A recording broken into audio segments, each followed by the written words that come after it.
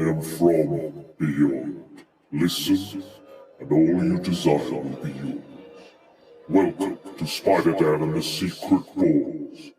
Prepare for Prattle.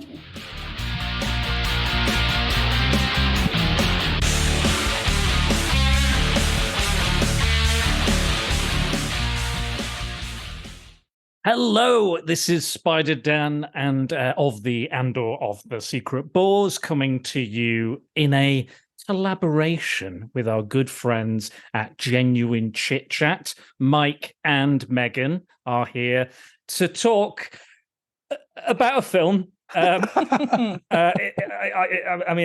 struggle to describe it as such, but Mike has decided to, after hearing me discuss Necromantic on the VHS Strikes Back, the legendary podcast that it is, he wants to outdo that and bring to the table a more disturbing and fucked up film even than that one, which does, again, have some necromance, if you will. So this is not within one of my kind of usual structures, because Mike is also going to use this video, and we're just going to freeform discuss this particular film that I watched in person live with Mike and Megan. Whoop. God knows why Mike let Megan watch this. I warned her for many weeks before. I honestly thought you were going to be like, oh, Megan's going to go do some, some schoolwork, some lesson plans, or Megan's going to go knitting upstairs. She's going to go play with a dog or something, or she's going to do cook or something. I don't know. I thought she was going to go away and do something while we watched this, but you were like, no, she's going to watch it. She's going to watch it, and I was like, knowing Megan's preferences for films, one, don't like anything weird, which this absolutely ticks that box in so many ways. Even for me, I think it may be too weird. And then it's disturbing, violent, almost psychosexually disturbed. And yeah, you a lot of bodily fluids. A lot unexpected, unnecessary amount of bodily we don't fluids. We don't say what it is yet, but it's an unexpected amount of bodily fluids you wouldn't expect. and it's and like liters almost of bodily fluids. It's the only way I can describe it. But Mike, since you wanted to put us through this film and watch our eyes bleed, tell us about Takashi Miike's Visitor Q. Right, so I've got two older brothers, one who's 17 years older than me and one who's 20 years older than me. I always say that. I haven't checked. I think that's an approximation. I should probably know. But a lot of the weird films that I've seen are because of them. Street Trash, a classic Arrow video, nicknamed The Hobo Holocaust. Seen that because of my brother Chris. And this one was because of my brother Rob. Rob was on my podcast very early on when we spoke about Dad. So if you want to go check that out, Rob you can. Has gone down in my estimations now. Oh, well, because he showed us this film. So they showed me this film. I'll show it up for the video watchers among you on DVD, because you can't find it streaming because it's just too weird and obscure.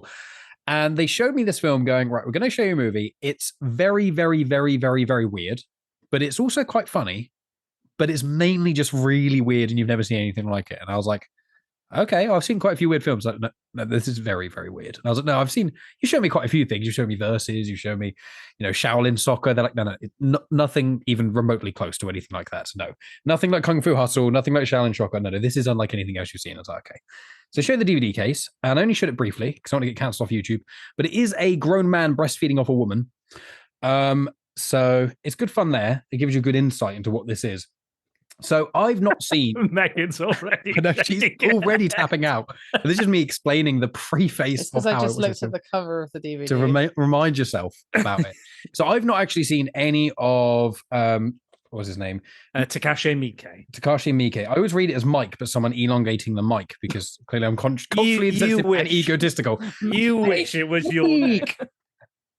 Yeah, anyway, so he made Ichi the Killer, which are probably his most famous films. I say films because there's an anime one and a live action one. I've seen bits and pieces of that. Probably just the Chelsea Smile parts, which are probably the most horrendous parts. But I've seen those, and I know you've seen Audition, Dan, and then this week you spent a bit of time watching more of his stuff. But I didn't know anything about him. In fact, I think I saw parts of Ichi the Killer after this, but I don't know anything about it. And after watching it, I watched it just with my brother and stuff. And then a few months later, I was talking to the guys about it, my friends at the time. This was when I was in college. This was about 10 years ago. And I was telling the guys about it. And I was saying about the film, blah, blah, blah. And they're like, oh, should we watch it? And I was like, well, we can, but you're not going to want to finish it. You're not going to get through it probably. We can give it a go. So at a party when we were like 18, 19, I would like to say, a party of about 10 of us, someone decided it's a good idea for me to crack this film out. And I was like, we can. So we did. And no one there finished it, apart from my mate Bradley, who's also been on the podcast. I think he either borrowed it or something, or he'd watched it prior or something. But he's seen the whole film. I've seen the whole film. No one else has. There's a scene with the microphone, and that's where they tapped out. Yeah. And I remember that being really early on. It's not. It's like half an hour, 40 minutes with in. a microphone? He gets sexually assaulted. Yeah. Okay. Yeah, that one. So that's a preface to this film of how I got around to seeing it. And there's a clear umbrella scene, which my sister-in-law absolutely adores the scene. She thinks it's hilarious. And she bought a clear umbrella just because the scene made her laugh so much. So if you're willing, Dan, I'll give the synopsis according to the back. Please tell us how this DVD sells this film to other people, please. And just to clarify, on the front, the only quote for the film is, in air quotes, thoroughly deranged, which isn't actually a compliment. That's the best thing anyone said about this film, is it's just deranged. It's like, that's not actually when I hear, hey, a film's really deranged, it's like, I want it. No. So I got this film. I'll read out the blurb on it. With Dead or Alive, he created one of the most bone-jarringly explosive opening sequences ever filmed. With Audition, he delivered possibly the most disturbing ending of all time. Now, with Visitor Q, Miike Takashi has managed the impossible. He has outdone himself on both counts. When shamed reporter Kiyoshi Yamazaki visits one of Japan's many comfort houses to make a documentary about sex and violence amongst the nation's youth, he is somewhat surprised to encounter his nubile daughter. Soon after, he meets Q, an enigmatic stranger, and invites him to visit his family home. Upon entering this dysfunctional world, Q sets about teaching each family member a unique and special lesson. But will he succeed in creating domestic harmony? Outrageously perverse and truly unique, this transgressive experience will leave you shocked and stunned as it railroads taboos like there's no tomorrow. It was a different fucking film. I know. Only half of that's real. He doesn't invite Q into the house. Q smashes over the head with a rock twice and then is just there. Also, like, okay, let's start with the opening of this film, which it goes on for a while. It goes on for quite uncomfortably this a long film's, time. 86 minutes? Referencing back to the nubile daughter? Yeah, so it's 86 minutes long, guys. So with this film, there's only about an hour of probably actual stuff they wanted. Yeah. Have you ever fucked your dad? Basically, that's you know what, Megan, you tell us how this opening scene goes. First of all, I'm going to say I'm normally quite neutral. I'd say I'm fairly neutral. The whole the whole thing is. It's all right. Yeah, exactly. I fucking hated this film. And I will never, ever watch this film again. I will never, ever watch anything created by this director, ever. There's absolutely no fucking way. This film was probably the worst film that I have ever watched in my life. And at one point, I was close to tears because of how much I was hating it. I had to take Willow out to the toilet because it was too much. We paused it so that you didn't miss it. Oh, thanks. Yeah, thanks. Basically, the film starts with a with a black screen with some writing on it that says, "Have you ever fucked your dad?" And then it's got the dad of this family, who has seemingly entered one of the many custom houses, and he visits his nubile daughter, which makes me feel sick. There she is. There she is. Yeah. And he's like recording her, and then they fuck. I didn't even know he was making a documentary. That's why he went in. No, there. I didn't know that. I had no idea. It's so unclear. It's really weird. Like, it has that opening line, which again it comes up on the screen in text. Do you ever fuck your dad? And it feels like it's like a 13-year-old going, ever fucked your dad? I bet you have. Ever sucked off a dog? Made a dog baby. Hashtag dog baby. Hashtag dog baby. Never forget. Hashtag never forget. But it's and it goes kind of straight into it, and it's like I will say this weirdly, it kind of feels quite similar to what a film I covered earlier this year that Mike put himself through as well, which was Cannibal Holocaust, which is this kind of, it's shot digitally, so it's shot with absolutely no fucking budget. That's why it looks so like, digitally like shit, and the quality's not very good. And it was kind of an experiment, apparently. This is what I've read. I can't say whether this is true or not. But it was an experiment to see what they could do on a low budget using new digital filming technology. And they decided to make this. So we have this kind of documentary almost like feel. And I think that's why some of that violence and some of the rape or all this other kind of horrible shit that's going on feels quite so visceral. Is because it feels like it's real, or it's almost like a snuff film. So and there's moments where I didn't. It's meant to be a black comedy, but it's very much the blackest of black comedies. It's like 99% black, 1% comedy. Yeah, and I can see. It's he's known. Takashi Miike is known for being very extreme and is very chaotic and is kind of trying to say something with this violence. He's not just doing it for, it may feel like that sometimes, that it's violence for violence sake, but he is trying to get at something, like Cannibal Holocaust or Necromantic before it.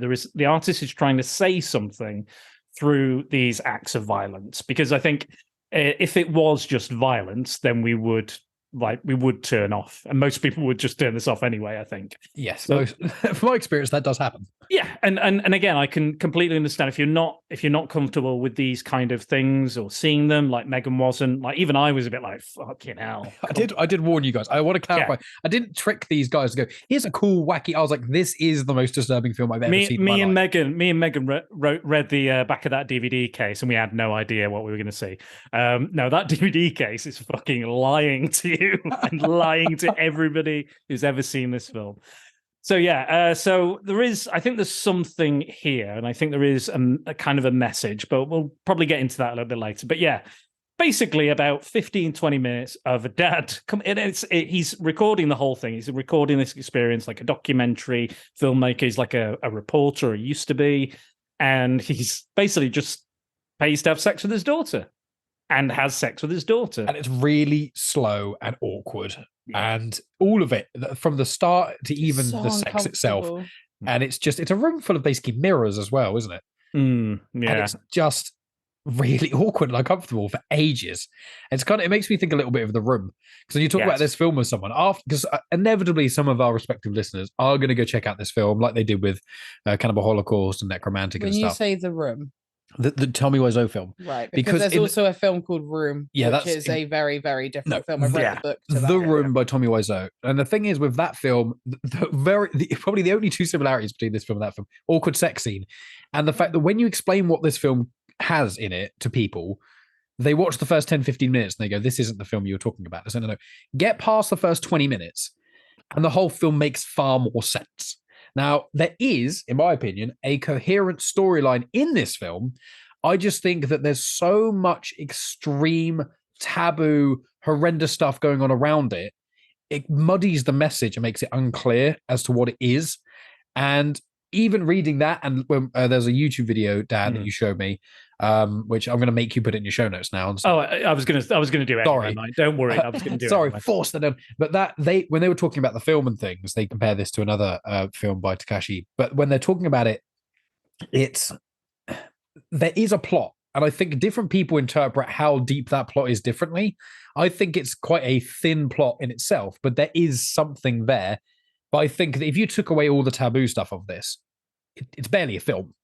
It feels like, although he is somewhat trying to tell a message, and I think it makes me think almost like a warped version of like Seven or the Seven Deadly Sins. It's not quite, but I almost feel like to conceptualize this film, you'd also almost have to go, here's 7 really horrendous taboo things. How do we link them together and make it into an actual narrative? That's almost how I'd interpret this. And I want to clarify, even though I made you two watch it, I do not recommend this film to anyone. No. I only did because everyone made such a fuss about Necromantic. I was like, I I can't even Necromantic's got nothing on Visitor. Necromantic has one really taboo thing, which is having sex with dead people. This has that. It's not even the main part. That's like a side bit. One thing that happens in this film. This guy just happens like a to comedy bit. It is. The end, isn't It's it? literally- Well, that's the after joke. the initial bit of it, Hmm. it then becomes somewhat comical. But Well, you were laughing. I remember you laughing. that's after I Yeah. took the break outside. Yeah. Yes, yeah. But I think at that point it's quite clear it's a comedy as well. It's not just horrible shit. the last third is completely different. I'd say. It's absolutely bonkers, the last third. Yeah, the last part of it, I think just because of how insane it is, it made me laugh more. The fact that you both were laughing, I personally feel like this film has zero redeeming qualities about it whatsoever. I cannot express to you how much this film affected me. I fucking hated it. I know, my love. No, But I'm proud of you. you don't bloody know. I did warn. I want to clarify No, you before people think I'm You abusing did not Megan. warn me to the extent of what this I said film it's got was. every taboo you can think of in it, and probably some you can't. I did Maybe- say that. Maybe Megan can't think of that many taboos, Mike. She's an innocent. She's I'm an innocent. I'd forgotten like half the stuff in this film. Like I remember the liquid scene the most, and the abuse, and the heroin addiction, and the sex with the daughter, and the microphone scene. But that was it. And I've just listed like 5 things, which in themselves, if in any of those elements was in its own film, that would be the main talking point of the film. I kind of laughed when the dad finishes early. Yep. And she charges him more money. The daughter, the prostitute, because she's going about it like I didn't think they were related at the start, because I thought that phrase was just really weird. Just like, have you ever done it with your dad? I didn't think it would go, oh, because they don't indicate that they know each other, because he's playing the documentary filmmaker and she's like, I'm the prostitute, doing the whole kind of, she's with a regular John or what have you, and then it's only at the end where they're like, I hope you don't tell mum about this or stuff like that, and I'm like, oh god. Then you question it, and then a scene or two later, when Q's walking around the house, you see photos of her, and you're like, she goes in the bedroom. Because you guys asked me, and I said, in all fairness, there's I'm not going to hide this plotted mystery. There's no twists necessarily. So yes, I just told you. You guys were like, are they? Is that the dad and daughter? And I was like, yes, it is. Yeah. It tells you in a scene or two, but yes, you could just know beforehand. So do we want to kind of flow through the story? I guess. I think so. So I think maybe if we go through the characters and maybe what they're dealing with, their problem or trouble or something they need to overcome. Maybe if we do that. Do you want to start, Megan? Do you want to tell us anything you can remember at the... Well, the house is in chaos. Yeah. So after he has sex with his daughter, there's another thing that's like, have you ever been hit with a brick or something like that? And then he gets hit in the head by a brick. I think it's a rock, but yeah. What difference does it make between a brick and a rock? Because people on the internet about cult films get really anal about tiny some details. sort of a hard rock substance that you use for building. Whatever. It doesn't matter. He gets hit in the head, and then the guy, Visitor Q, goes and stays in their house. Their house is in chaos, and ultimately the house is in chaos because of the fact that the dad was doing a documentary, and then they... Do you want me to say it? Abused him. Yeah. With his microphone. Penetration. Yes. On film. Yes. And then that got leaked, and that's now caused the household to be in disarray. So you've got the daughter who is seemingly run away and has become a prostitute. Then you've got the wife who is a heroin addict and is being severely domestic violence. She's being there's domestic violence in the household. Yeah. She's being abused by the son, and he's hitting her with his array of tools for hitting. And then he's being severely bullied by people in school, and it's all linked to this video that got leaked because of the dad. Yeah. And you say it doesn't make sense. You've actually done a really good job of explaining that. That's very well. Yeah. And then you've got some random dickheads from his school that are throwing fireworks into the house. Yeah. But that is the premise of the film. Yeah. That is the plot, and then the rest of it just falls to shit. It's a broken family, and a mysterious visitor comes and solves them of their problems. I disagree that he solves them of their problems. I think he's a nuisance and kind of things just happen. But like, well, it's almost a kind of, I don't know. Who is Visitor Q? What does he represent? Is he kind of the Inspector Calls type character? Is he real? Is he not real? Is he a ghost? Is he society? You know, it's comparing it to Inspector Calls. Maybe come on. Maybe I don't know. I'm trying to Inspector Ghoul.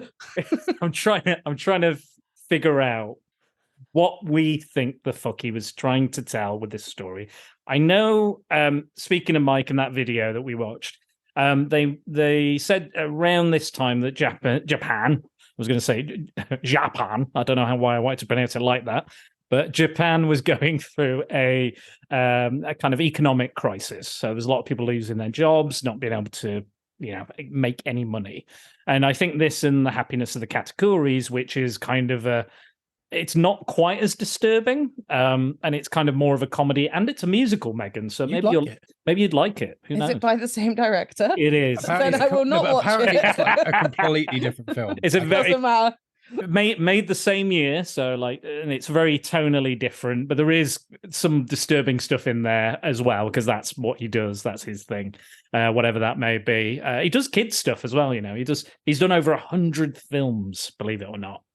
Over 100. 4 in the same year as this, didn't he? This doesn't surprise me by the quality of this one that he's released. This one, them out.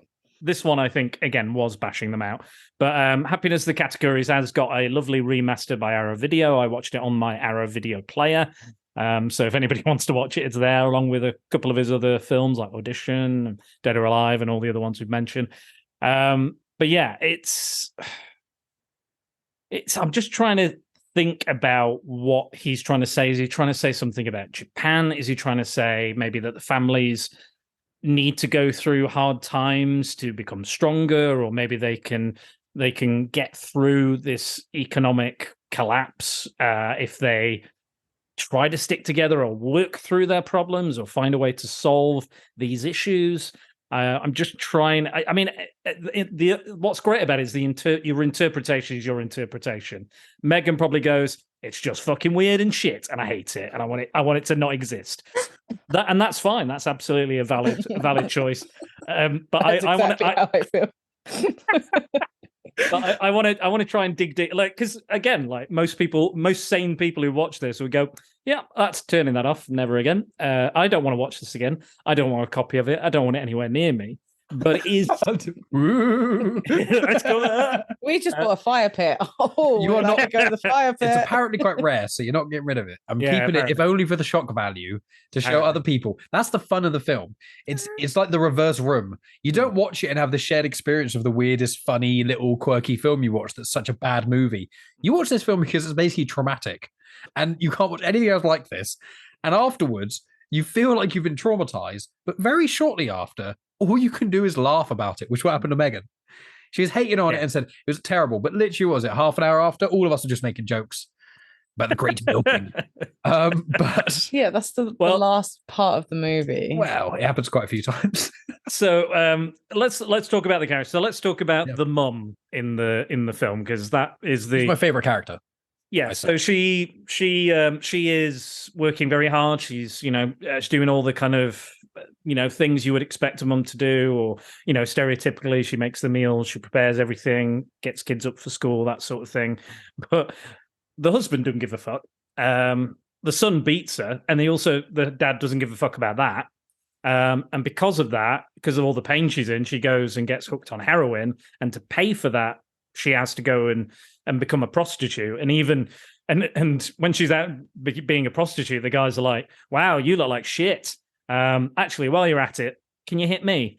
And then throughout the film, Visitor Q, he just kind of hits the dad with the rock in the head, or the brick, whatever it is. Brick rock. And brick gate. Tell us what it is, guys. Watch the film and tell us. I think there is that clip on YouTube, so people can go back and. No, you have to suffer through the whole thing. All or nothing. You don't have to suffer. You don't have to suffer through all the extreme violence and sexual torture. You can just watch a key few scenes and get a gist, I think. But yeah, so and then all of a sudden he's just there, but it almost feels like he's always been there. The visitor, he's like. People aren't really looking at him, talking to him, paying attention, but he's quite happily eating all the food, watching the TV, all this other stuff. And eventually, throughout the film, we see that he is starting to interact. Once he it's almost like he's the participator later, but he's a spectator earlier on. He's just kind of figure out what which of the problems are and how does he solve them, how does he get around them. Again, is he even a man? Is he even a person? Is he a fucking ghost? Is he? What is he? Is he a samurai from ancient times, feudal Japan? Who knows? But yeah, it's whatever you want him to be. But and he starts to interact slowly but surely. And yeah, I think the weirdest for me is definitely where her story goes and how she kind of resolves her issues. What do you guys feel about this and how and where we go from the start of the film to kind of where we end in her story?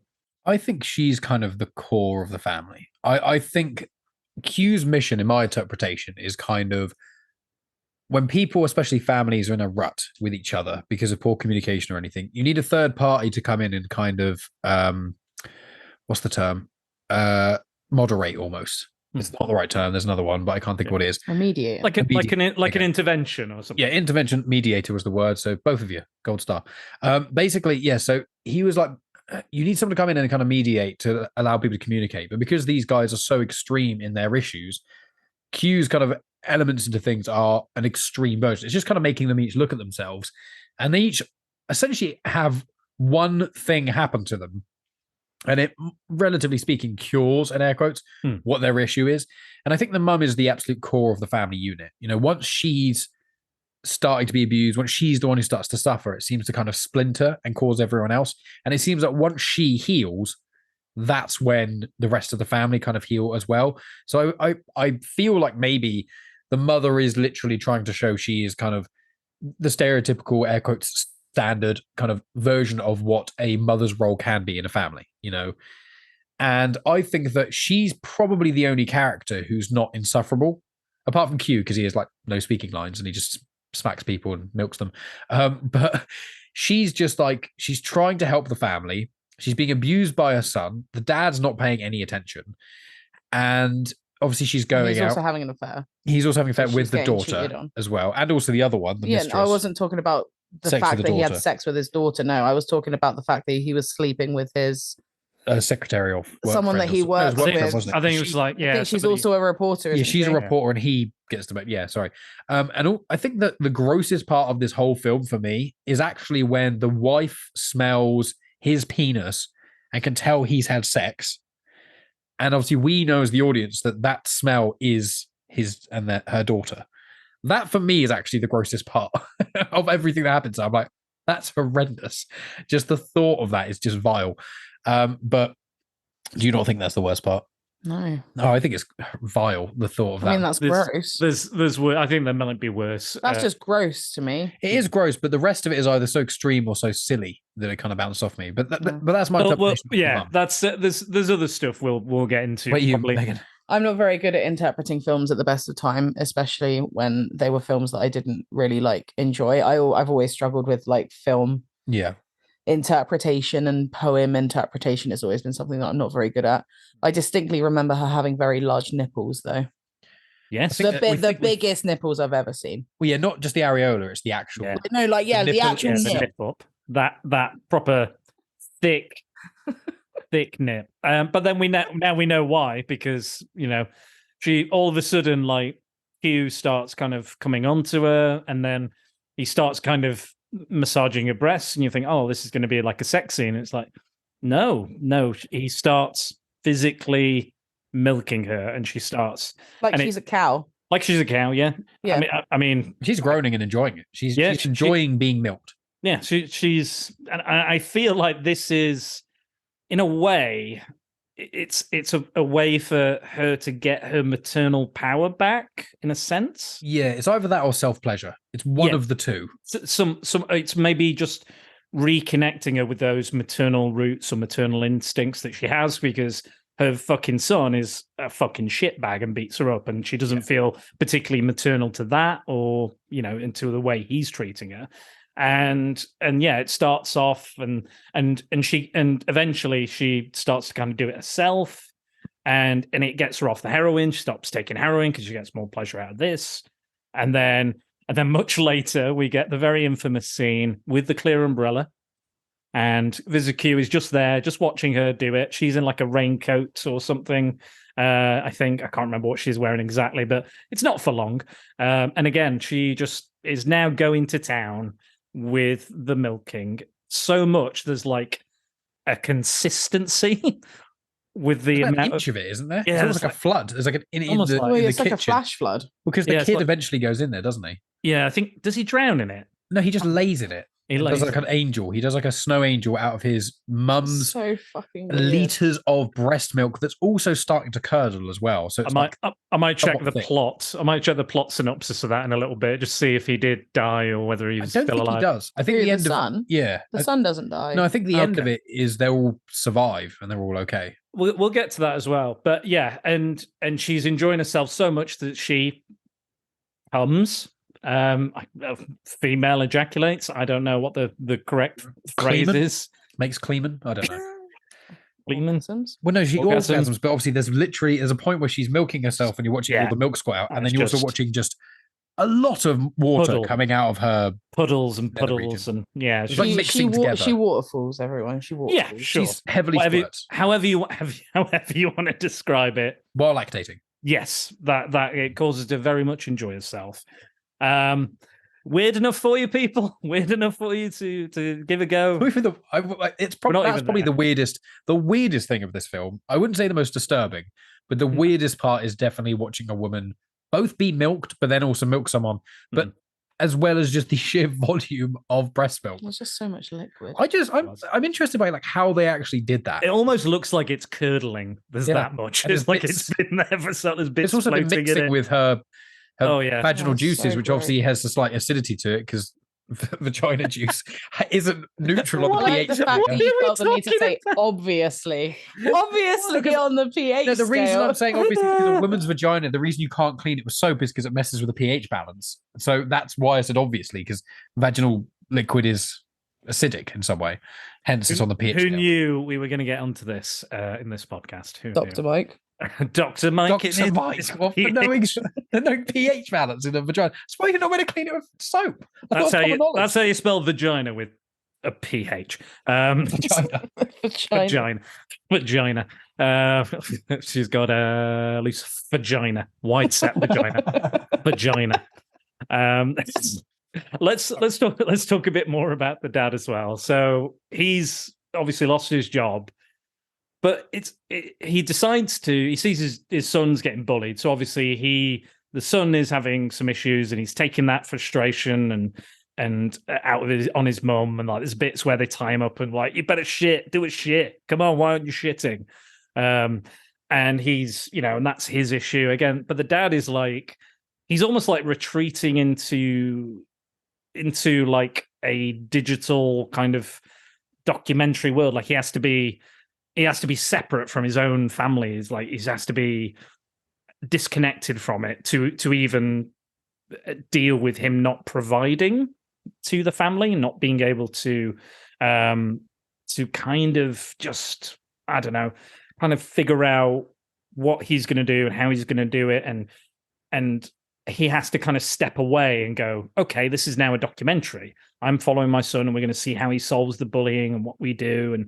And within this, he's trying to get his job back. He's going, right, I'm going to follow my son. I'm going to follow this bullying angle, and it's going to be a story about bullying and how we solve it and what's the problem and what's Japan doing about it and that sort of thing. And the other reporter's like, you're a loser. You can't come back from this. You've been molested on screen. No one's going to, take you seriously anymore because of that situation. And he's like, no, I'll do it. And he's filming the bullies, attacking his son and stuff. And he's like, oh, providing commentary and stuff. And then he gets the reporter woman in, and he's like, oh, this is going to be good. And he's got visitor queue filming. And he's like, make sure you get the right angle and do this. And now he's kind of involved in the reporting of it. And then he gets mad at the woman for telling him that he's a loser and stuff. And then he strangles her, kills her, and then begins to rape her dead body. And then Visitor Q is still filming this. And again, very disturbing, not very funny at all. Obviously. I can't remember if that's the bit that got too much for me. I can't remember what bit it was. It was around the halfway mark. Yeah. I think it was when the body's around about the rape time. When the body's in the ditch. Rape o'clock. That's where Megan checks out. Absolutely don't blame That's where I was in the garden with Willow trying not to cry. And I was like, just go for a wee. The rape scene, don't get me wrong, the rape scene is very unpleasant. Although this sounds really bad. It's not the worst rape scene I've seen in a film, fortunately. No, but it's not pleasant by any stretch. No, it's not pleasant. She's dead. He's killed her, and he's still going away at her, and it's just awful, just horrible. But it's done while he's kind of overacting. There's a lot of kind of like, crazy kind of overacting, and I think because it's like that, and like even the sex with the daughter is like, there's moments of that where it's like, really over the top and kind of stupid and ridiculous. So I think because of that, it may not necessarily feel as bad as maybe a super serious version of that in another film, taken very, very seriously and done or shot in a more disturbing way. And I suppose the sexual element doesn't come in until after she's dead. Like he grabs her and starts. True. He basically like chokes her in this ditch, and then she dies, and then he decides to have sex with her, which obviously is horrendous. But he's also, during him having sex with this fresh corpse, he's also saying about the coming early thing, isn't he? He's like yelling, I'm not coming early. Is this what you women want? That sort of thing. And it's like such bizarre, weird dialogue, but it takes away from some of the terror of it, I suppose. It's just I find that worse personally, because he's so angry. There's like a lot of like, it feels like it's very much like, obviously rape is not okay at all, but like it's someone that he knows, and it's someone that he's got a relationship with anyway. And it just feels like he's trying to get back at her for something that she hasn't done. Like he's taken out all of his anger and frustration on a dead body that he's raping. And I think that is significant. It feels worse to me. Yeah. Yeah, it is kind of him in a weird way working through those insecurities and those problems he has with himself, but kind of trying to get that out of his system in a very bizarre way. And then he takes the body back to. This is towards the end of the film.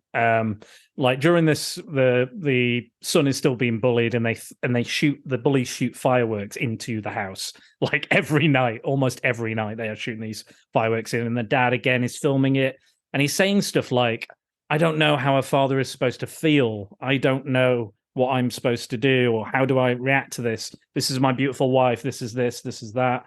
And during that scene as well, that's when the wife gets the confidence to kind of stand up to her son, because she goes out of the room because he throws like a hot bowl of food at her or something.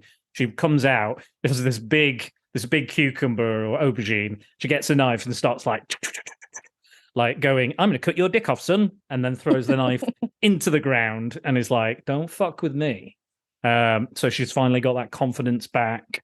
But and the dad's kind of like, how am I supposed to be a father? How do I manage this and this, almost post-traumatic stress, I guess, in a sense, that he's kind of dealing with. But we then kind of get to the end. He and Visitor Q are trying to hide the body in the garden. And again, because he feels like liberated sexually, or he's got his masculinity back or something, and he's like, "Oh, I'm going to have sex with her again." And he goes to have sex with her, and then he's like, "Oh, you're getting really wet for me. You're not dead. You're getting really wet, and this is amazing. This is the best sex I've ever had." And then he finds out she's not getting wet. The body has voided its bowels, and it's just like, "Oh, it's shit. This is shit." He literally wipes his hand comes up, and it's got shit all over it, covered in shit. He's like, "This is shit. This is shit," and still having sex. And then so this, gross. This is the point where it kind of gets just fucking so ludicrous that you kind of have to laugh. At this point, it was quite grounded. This is where it fucking turns. This is where it's just like. I mean, it's already turned, but Yeah, it turned when it started. I think from the get-go, this film had turned. But we get to a point where, again, I'm not sure what happens to the son, but I'll double check in a sec. And the bullies arrive. They're beating up the son. No, sorry. Before that, we have visitor Q, the mum. Because rigor mortis is set in while he's having sex with the body, he gets stuck in the while inside the body. That's my favorite part of the film is when he gets stuck, and it becomes like a slapstick, like Three Stooges thing, because they're all trying to get him out of this body, and they're like slapping on, they're putting him in the bath, and they're slapping on like creams and stuff, and they're all kind of working together. It's just fucking bizarre. It's that scene that cracks me up. That's the scene where I find it actually quite funny when he's stuck in the bathtub and he can't get his penis out of this rigor mortis corpse that he's killed, and Q's just there, just kind of watching, and I think still filming at points. Oh yeah, still. And then the wife comes in and she's like, "Oh, you need butter. You need butter, lard, this, or and then heroin," because she injects him with heroin to loosen. To relax him, yeah. And then it happens, and then you hear, and he's like, "I'm free." And then they're all like, "Yay!" And like, she's really happy about it. And the wife is so enamored. She's so happy. And he's like, "I'm so proud of you. Yeah, we make a great team and stuff." While this again, lifeless corpse in a bathtub. Again, killed a woman. Yep. And shagging her. Not fussed. It's fine. Don't worry about it. And they're all just really chill about the situation. And then they're like, "Okay, we need to get rid of this. So we need to take the body out to the back, put it under some tarpaulin, and cut it up into small pieces." And they're all just forgot about that. And they're all I don't remember that at all. They're all just so you don't watch the actual That's much of gone the from my cutting. brain. You don't Yeah, I watch much forgot of the about cutting. It's more insinuated. Of all the things in this film that you see, the cutting of the corpses you don't really get to see as much. But you get all that sort of stuff happening. And then may I say what happens at the end? I mean, we've got the bullies that turn up at this point. Right. So the dad's free, the bullies turn up, and the dad's like, "Right, I'm a man again. Let's do this." I forgot. Yep. Yeah. It's kind I of don't remember the you remember this turning bit. up. You remember it. So the mum and the dad come out, and finally it's like the family is kind of almost one unit again. And they're like all on board with each other. They're all helping each other out. And he basically he's in his pants and he's just got the bandage around his head like the whole way through the film. And he runs out and he's like, "Yeah!" And then he hits one of the bullies and then gets a saw and puts it in the bully's head, and it's there for ages. He's doing that to the bully's head. Oh yeah. Okay. And then The wife throws knives or something. Yeah, she throws something at the other bully just as he's about to run away. So they all save the son, and then I think you could talk about right at the end, the very kind of last piece of the puzzle of this film.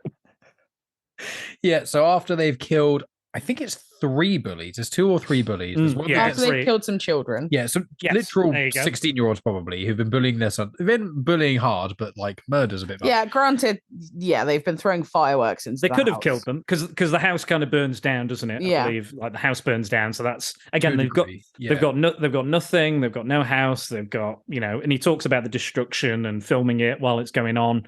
Yeah. But again, it's almost like they're tearing down something to almost rebuild it in a way. Yeah, kind of starting anew. And so they've killed the bullies. So the son's fine. The mum's liberated.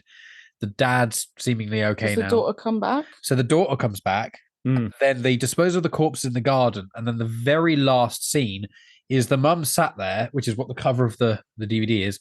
He starts sucking on her milk and breastfeeding. And then she beckons the daughter over. And then the daughter finally comes home by suckling on her breast. How does she even have milk in there? Like, I mean, she's that's the weird. That's the thing that's a bit odd. Is how is there still milk? That's the thing that's a bit odd. No, but everything else in the film is weird. But it's in a realm of could happen in real life. But the breast milk, it's weird. The breast milk would have dried up. Her children are old. Clearly, she doesn't milk herself regularly. Yeah, but then maybe that's the point. Maybe it's that she never properly breastfed the son, Yeah. which is why he's so messed up. Which is why she's just got this residue breast milk. Absolutely pulling at those fucking threads, aren't you? Like, It's interpretation. The fact of the matter in this film is this woman produced liters of breast milk. I know if you keep breastfeeding, you can continue to. Oh yeah. You know, so maybe she's doing that with clients. Maybe with that was the only thing I could think of. That's the only other thing, or maybe the dad likes it on the quiet, and we don't know. We don't see that. But yeah, I think it's all a metaphor. I think the milking thing is the main. If I remember, film. If I remember rightly as well, because again, the visitor Q, again, whether or not we feel he solved the issues, they are almost weirdly stronger together now than they ever have been. Like they're a cohesive family unit. Like the happiness of the Katakuris, the main plot of that is they've set up a guest house. They're trying to run this guest house. Nobody wants to come because it's just out of the sticks. Nobody wants to go there. And every guest they have ends up dying for some unknown reason. They just fucking die. And they're like, shit, we can't let anybody know about this. We've got to bury it. We've got to bury the bodies, hide the bodies. And then obviously it ramps up and the deaths get more and more ridiculous. And the musical numbers end up with like zombies in and all sorts of weird stuff. But again, it's that families coming together and loving each other and doing what they can. And again, this is like, I'm glad that video kind of, talked about both of these, because I think there is definitely a similarity. Like he's exploring the same idea. And I think even Takashi Miike has said these are kind of like sister films, that they are kind of exploring the same ideas, but through different genres or lenses. Again, Happiness of the Katakuris is much more funny. It's got musical numbers. It's ludicrous and ridiculous and weird. It looks better as well. Like, I don't know how he made the both in the same year. Yeah, one of them looks like it was made 20 years before the other one. Well, again, Happiness of the Katakuris was not shot on digital, but was, and also had a bigger budget. So that's why, and it's been remastered since. Visitor Q is not since. That's why it still looks a bit shit. No one wants to remember. And nobody wants to remaster it because they're like, who'd remaster this? Who'd even watch this? Why do I want to see milking in high definition? Why would I want to see any of this in high definition? I don't want to see milking in standard definition. What is going on? But yeah, I think also Visitor Q meets Miike, and I think he bashes her head in with the rock or a stone or brick or what? Brick gate.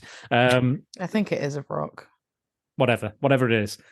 But I'm pretty sure, because they definitely meet, because I think he's the instigator of her going home, because she says, kind of finally had enough. Because she's not really in the film. She kind of bookends it with the beginning and the end. We don't see her in between.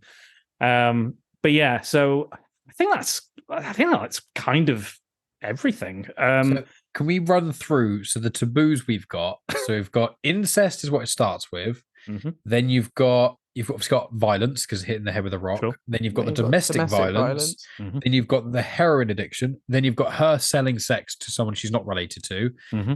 Then you've got does the milking happen after that? Then you could, I guess, drug addiction could be a taboo as well, I guess. The heroin, like injecting as well. Yeah. Well, you've got the fact that the dad is doing nothing when his son is being bullied. Yeah. You've got that. Then neglect. Yeah. And then you've got, then there's obviously more abuse sprinkled through the film, where the son keeps throwing the mum through walls, murder, hitting her with that stuff. Yeah. Yep. Then rape. you've got murder, and it sounds bad. I don't know if is it rape if the person's dead, or is it just necrophilia? It's still rape. Well, there's no consent, but does it class as necrophilia? Okay, it's not good, whatever it is. It's very wrong. Necrophilia, and then you've got the great milking of 2001.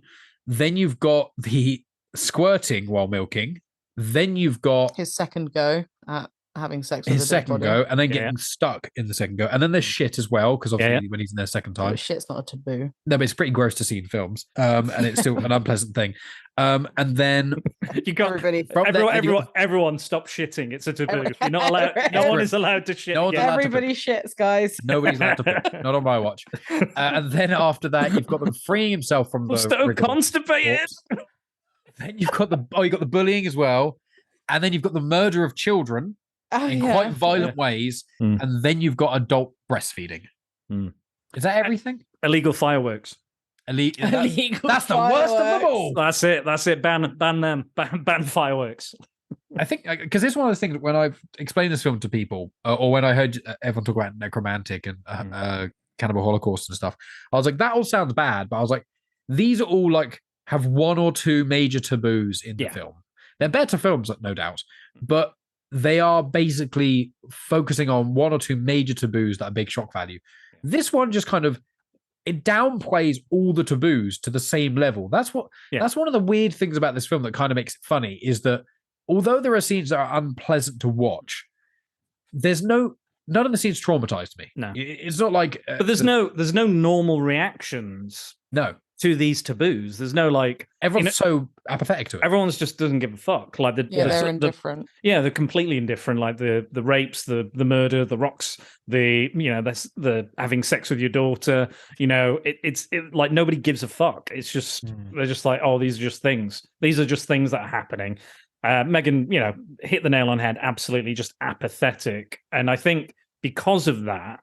Because of their kind of reactions to it as well, you're almost laughing because you're like, no normal person would react this way. No normal person would go, oh yeah, I don't really care, or you would fucking hope not. Anyway, I'm sure there's some fucking people out there who would react quite indifferent to these sort of things that are going on. But the fact that we had a reaction and we're like either nervously laughing, actually laughing, or getting very fucking disturbed and upset or crying is a good sign. We're all good guys because we're not psychopaths. I just wanted to say that, or sociopaths, or any other paths. I think we're all good. We had the right reactions to this film. If people don't react to this film, we go, this is a standard Saturday night for me. Then you want to worry, and then you want to maybe red flag. It's a film that I big red flag, all of the red flags, every shade of red. I'm like, this is what I do every day. This is my family. Let's experience this. It's not really even a film because there's so little to be able to talk about aside from the deep taboos. Yeah, we've spoken about the interpretation and stuff a little bit, but sure. The reality is, if I watched this film, there weren't any taboos. I wouldn't even have mentioned it. Well, this is what I'm thinking as well. The way to get people into cinema is sometimes through taboos or through specific scenes or advertisements or word of mouth. I think there's a series at the moment which has a lot of word of mouth called The Idol, and it's had a lot of behind the scenes kind of sexual deviancy stuff, and it's exploring some stuff as well. It's from the maker of Euphoria, who's controversial, and there's a lot of people that are like, because of the kind of disturbing word of mouth and behind the scenes, people are actually watching it and going, oh, fucking hell, it is a bit fucking too much for me, which, again, fair enough. But do you think people will watch this and go, you know what, at least this isn't my family? At least as fucked up as my family is, at least it's not these fuckers. I think even with this is generally speaking, I'd say to generalize certain elements. I feel like when a family has severe problems, severe, like every family's got skeletons in their closet and issues and things. Sure. But when there are things that literally destroy the way a family unit operates, usually it's due to one or a few cases of severe substance abuse / addiction, and or usually one person being domestically violent, usually. So I think that this is kind of going, let's think of every taboo that affects a family and put it all into one place. And I think that although I've said this story does to a degree tell a cohesive story and make sense, I don't think it's possible, because I don't think you can have this many problems with this many people and them still stay as a unit or anything, or even be remotely linked together. Only one of these events is enough to really destroy a family. And in a family, even in the most deranged families, there's normally one person who's vaguely sane or sees that everything is going mental, or they're just all in. And in this family, no one's all in, but also no one's pointing out how weird and insane it all is. They're all just around each other doing these messed up things. And I just don't think you can actually function as a human unless you're on just copious amounts of drugs all the time. Like if they're all heroin addicts, I'd be like, okay, maybe it makes sense because they're just so out of it. But I feel like there's just no way you could be this messed up. What about you, Megan? I'm confused by your response to the question. I thought the question was, do you think people would watch this film and think, thank God that's not my family? My answer is no, not because of that, because it's so wacky and so weird. It's not grounded enough for anyone to really relate to it. That's kind of how I feel. I obviously am glad that that's not my family. I'm glad too, Jesus But- Christ. I will third that. But it's not a question that I'd ever thought of, I guess, linking into what you said. The only way that I would say, obviously, no, I'm glad, is because you asked the question. Because I don't. Would you recommend this one to anyone? No, Is there I any wouldn't. reason you would tell anyone No, to watch this? I literally wouldn't. So you telling our audience to specifically not watch this? I would not recommend this film to anybody. I probably would never even talk about this film again if it weren't for this podcast. I'm not gonna lie. This is your therapy I didn't session. I didn't even want to watch the film.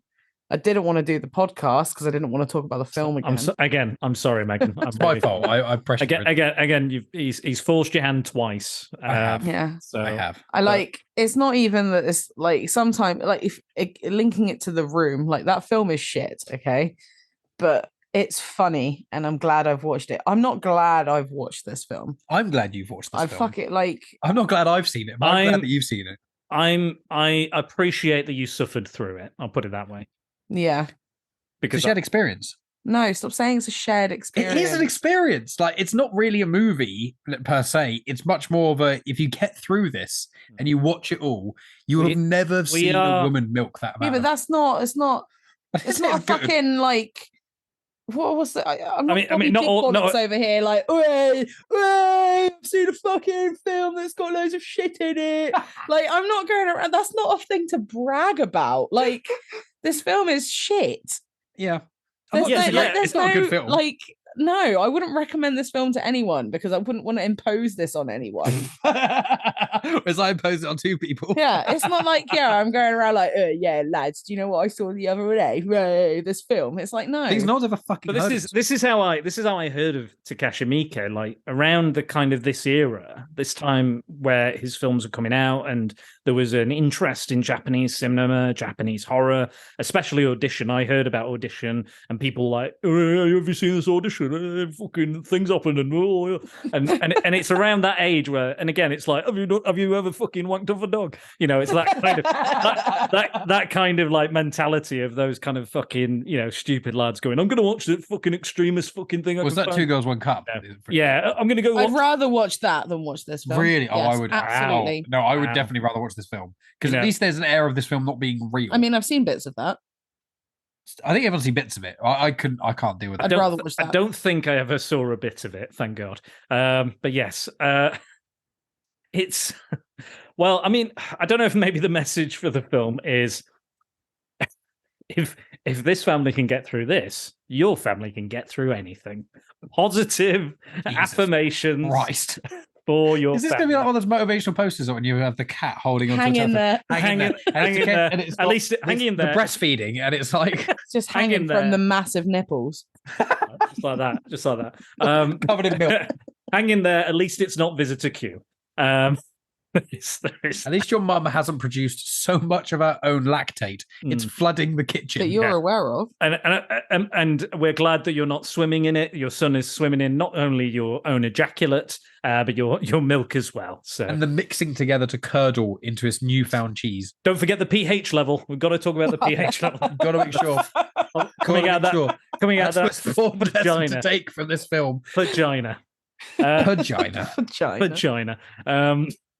Is there anything else you guys would like to say about Visitor Q before we sign off? I've got something to say. What about Don't listen to this and think, I'm going to go watch People it. are going to. Just don't do it. Just out of the sheer curiosity. It's morbid curiosity. I mean, Mike, what I don't want to happen, what I really would fucking hate to happen, right, is for people to watch this after listening to this podcast and then be like, wasn't even that bad. No, you're wrong. I'm telling you now. If you're one of those people that turns around and says, well, it wasn't even that bad, you're incorrect. I mean, we have said a lot what happened. A lot of what's bad about it is the shock value of what happens. Yeah, obviously. But I would say this isn't like for like Game of Thrones series, whatever it is, with a spoiler alert, Oberyn, when he gets his head caved in, that traumatized me. That's enough, Willow. Sorry. Willow's I'm getting upset. laughing not because of Game of Thrones. No, and because over Willow's like, I want to come out. Because she's hearing us talk about lactate. She loves a bit of milk. No, it's when I saw that episode of Game of Thrones and the head crushing, that genuinely traumatized me. And there's a few horror films I've seen which the gore or like the reverse crucifix in Saw 4, I think it is, when you're just watching an arm slowly tilt and the bone pop out and snap. That for me is traumatizing. This film, I was like, this is just so beyond weird comprehension. I'm almost not processing it because it's so above and beyond. I've seen films. Girl with the Dragon Tattoo has some horrendous scenes in it which stay with you because they feel real. This feels like it could be like a Rick and Morty cartoon. Do you know what I mean? Where it's just the kind of show that's so fucking weird. It's not grounded at all. So for me, it doesn't fuck me up because it's just so beyond normality. I just see it as like a living cartoon. Do you know what I mean? See what you're saying, but I mean, the bit that got me the most was when he kills the woman and then starts having sex with her dead body. Yeah, like that is a real thing. No, of course, and obviously your perspective on that is different from me because obviously I don't see myself as that woman. I don't see myself as the dead woman getting raped. I feel like the majority of the time, from general sympathies, if you watch a woman being raped, majority of the time, women will be more affected by it than men. That's not just like there's a scene if a man has his penis cut off in a horror film. Most women go, that's a bit gross. And most men go, oh my fuck, and that's like, a very poor way of explaining sympathy, but that's generally how I kind of perceive it. Yeah. But it's not. I wouldn't recommend people to see this film. The only reason to watch this film is for bragging rights and to force all your friends to watch it. No, don't be proud of yourself. Don't be proud that you've I'm not. I'm just saying, like, what bouncing off bragging, right? No, what Spider-Man was saying. Some people like to gloat about the most fucked up films they've seen. Yeah. Obviously, I haven't because I've never mentioned this film before on a podcast. I've never mentioned it to Megan before this. I just thought Necromantic, and because Dan, we wanted you to come stay with us, which you were a delightful house guest. The film you can't find anywhere. Not the condition. You can't find anywhere. That wasn't the condition for Dan to come to Southampton. He better watch this disturbing fucking film. I mean, to be fair, it was part. He better come down during the train strikes. Yeah, it's like forever to fucking get. You can't find it anywhere. You cannot find the film. If anyone manages to find it, I'd be genuinely surprised. But I can't even supply it or anything because literally just on a DVD I've got. I will say, watching Eurovision was a very good palate cleanse. It was, wasn't it? It was. We watched it during Eurovision. Well, not during Eurovision. That's a very different thing. That would have royally destroyed one of my favorite things on this planet. I'm glad we watched it. I kind of knew we were going to watch it. I said to Mike, I was like, we don't have to. We can always do it again. He was like, no, you've got to watch it. We've got to watch it all in person together. And I was like, it's fine, Mike. We can do it later. You know, we can record it. We can watch it and then record it, whatever you want to do. And he's like, no, we've got to do it. Shared experience, shared trauma. Obsessed with the shared. We are now forever linked together through this film. And Shall I make us friendship bracelets? out of your own breast cheese. Yeah, I'll make some cheese out of my breast milk that doesn't exist. Get pregnant. Have a kid, make your own breast milk that you'll squirt down with an umbrella. I've got the umbrella, yeah. I'll get the clear umbrella. Dan's ready. Dan's, as long as he's covered by the umbrella, doesn't have to taste it. And then we'll make him watch me. Can we put like a tarpaulin down or something?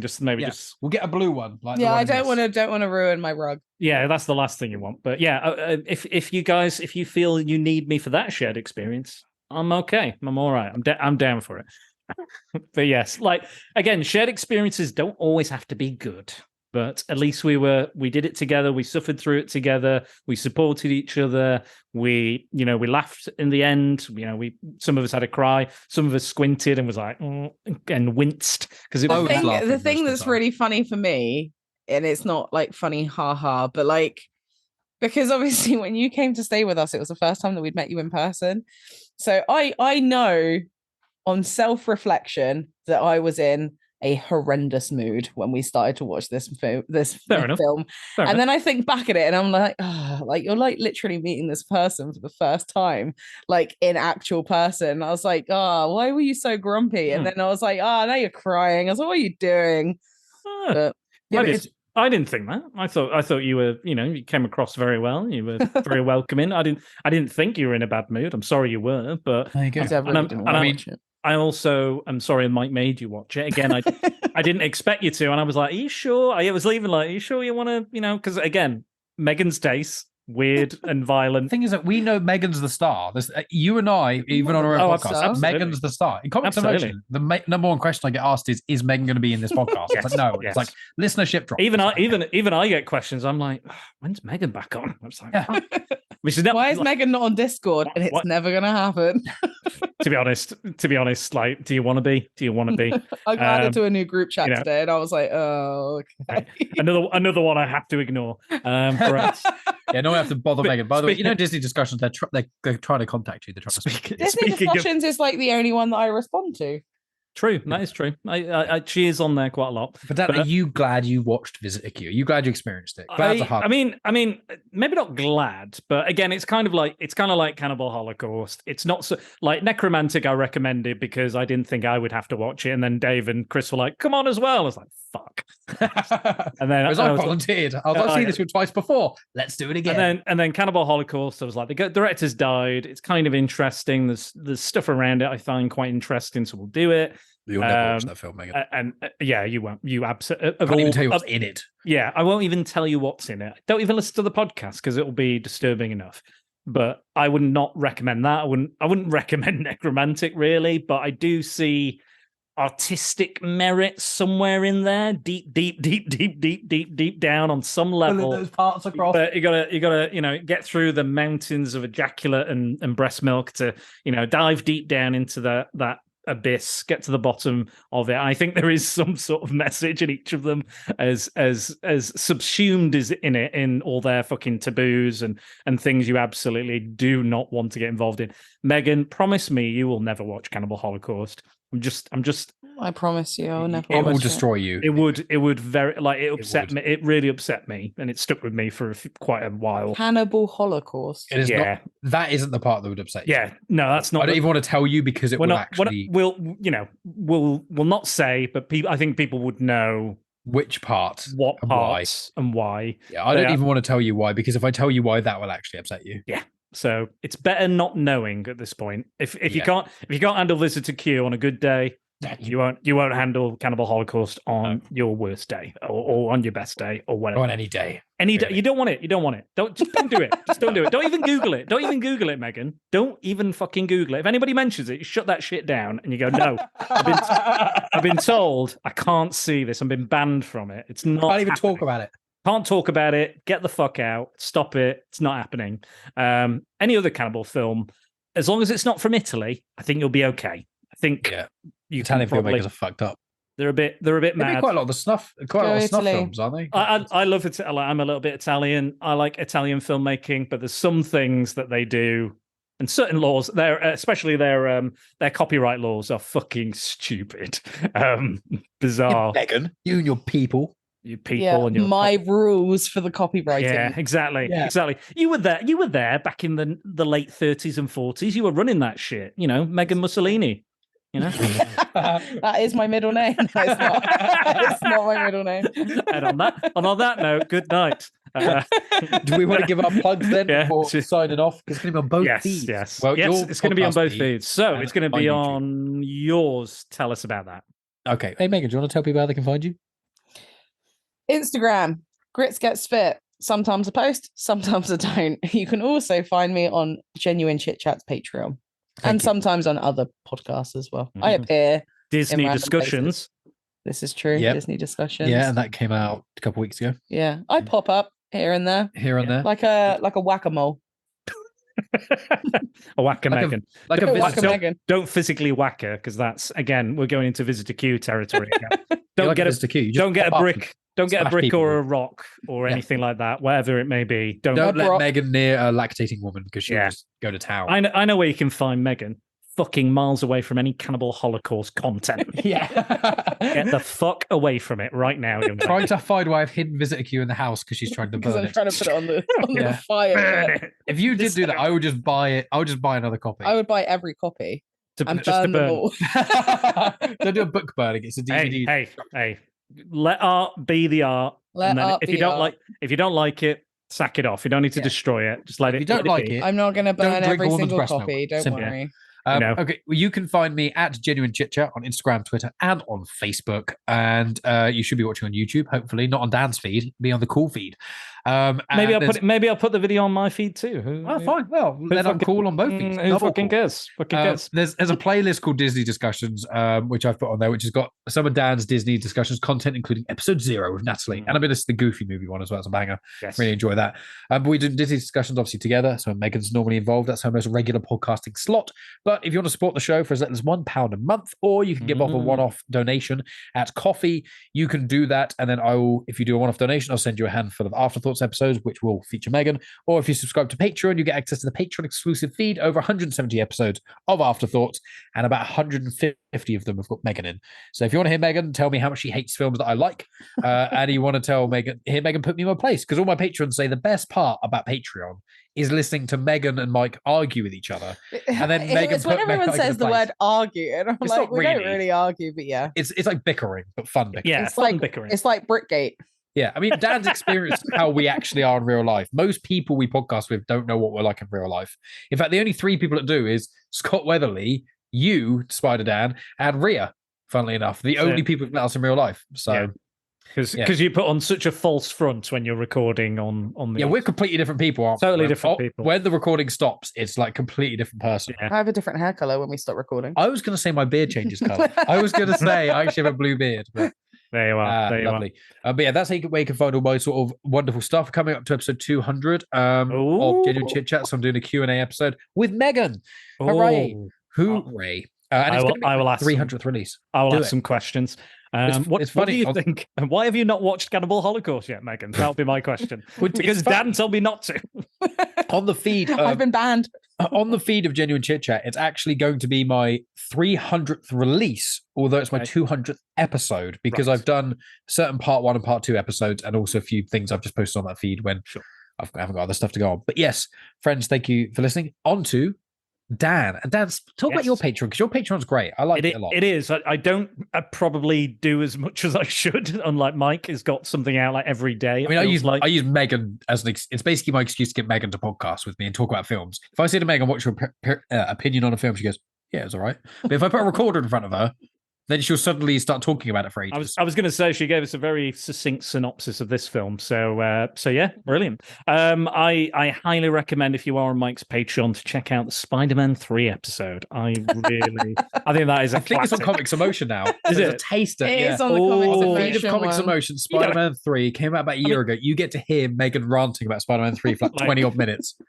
Not like it's a far different rant than this particular podcast that she went on. It's a whole different form of hate, which I appreciated. And I quite like Spider-Man 3 in some ways. So do I. I was kind of defending it. And Megan was having none of it. The funny thing is that I obviously was the one to say those words, and I also have listened to that podcast. I was the one to say those words. I am human person. Hello, this is Megan speaking. This is how you know it's not scripted. All this is all because she talks like a fucking robot sometimes. I am the one who says those things. Yes, human woman lactating. No, I have no recollection of what I said at all. You were drunk on power. Oh God, it's brilliant. I highly recommend. Anyway, speaking of Spider-Man, Spider Dan and the Secret Balls will host the next Disney discussion. So we're going to do underrated live action Disney films. I won't reveal what we're doing just yet. I'm sure one of us will do that online somewhere at some point.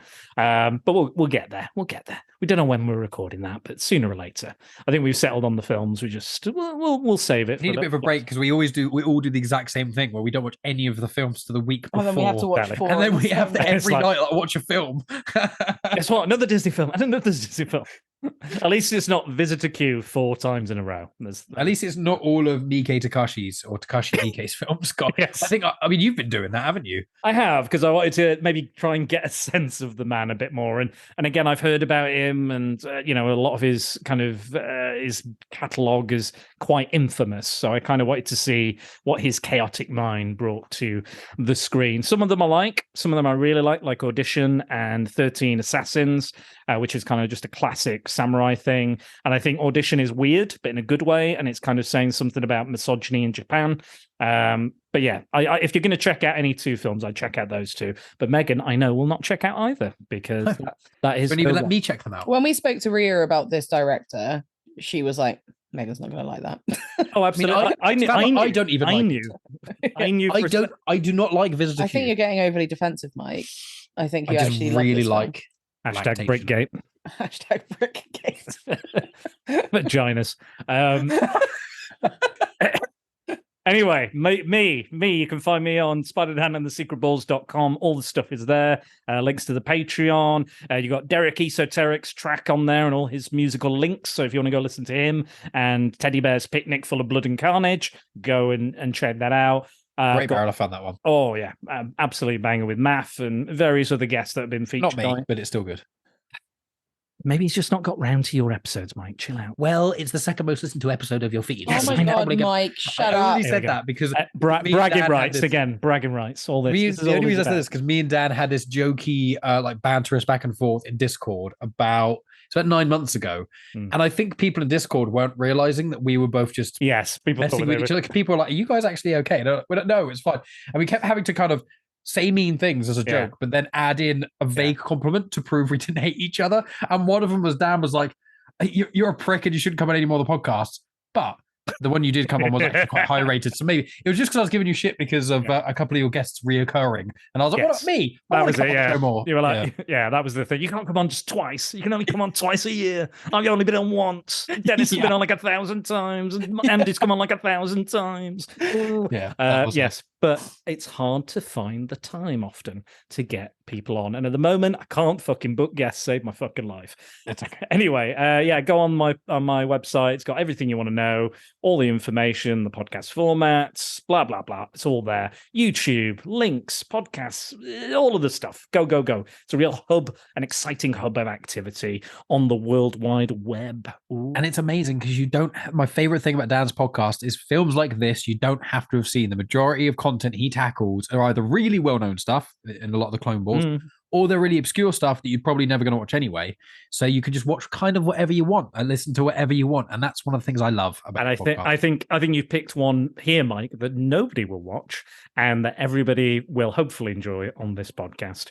So be it on your feed, on your video, or on mine, wherever. But this will be out Friday. I'm going to put it out, so you can put it out whenever. It's your video as well. We're sharing. But yeah, check us out on either one. Patreon is good. We could do with some money because we're poor. And yeah, all good. But I've really enjoyed this. Again, Megan, I apologize. I'm sorry. I am really genuinely quite sorry. It's my fault. It's not you. It's not you. I'm sorry. Any anger that I hold towards anyone for having to watch this film, I can safely say that 0% is aimed at you. Good. I'm glad. It's all aimed at Mike. I was just like, Mike, what do you want to do? He's like, I want to do this. I went, okay, sure. Next time you hang out with us, I won't show such a mental film, and we won't watch quite so much Europop. I'll tell you what I did watch the other day, Megan, that you might like, that I like. I watched Fantastic Beasts and Where to Find Them. She does like, all right. You like the film, but it's still favorite. I like the film. I think it's okay. I think the Fantastic Beasts franchise. Yeah, it's just a shame. My friend said, watch this one. None of the rest. Yeah. Speaking of taboos, I did hear there was a lot of baby murder in the second one. Yeah. There was surprise. Yes. It's very convoluted as well. It's basically it's more convoluted than the plot of this film, actually. And I will. You might not go watch Takashi Miike films. I'm not going to watch the crimes of a poor film being made, or whatever it was called. Grindelwald. The Grinch Who Stole Christmas. The crimes of the Grinch Who Stole Christmas. The Grondel Wind. The Grondel Van. Gargantuan Gritti golf course. Whatever. But yeah, thank you guys. This has been an experience, another shared experience, whether it's been good or bad, or whether people have enjoyed it. We've been here. We've talked about a film. I highly don't recommend this. And I don't think most people will bother. But there might be the odd weirdo out there that may do. Don't recommend it for VHS Strikes Back, Mike, because I think they'd hurt you. I think they'd physically harm you with a brick or a rock. But yes, that is us. Thank you again, guys. If you're listening on a Genuine Chit Chat or over here on Spider Dan the Secret Balls, we appreciate you. And again, this has been a shared experience. And I'm glad somebody's been here with us as well through it. Bye. Bye. Bye.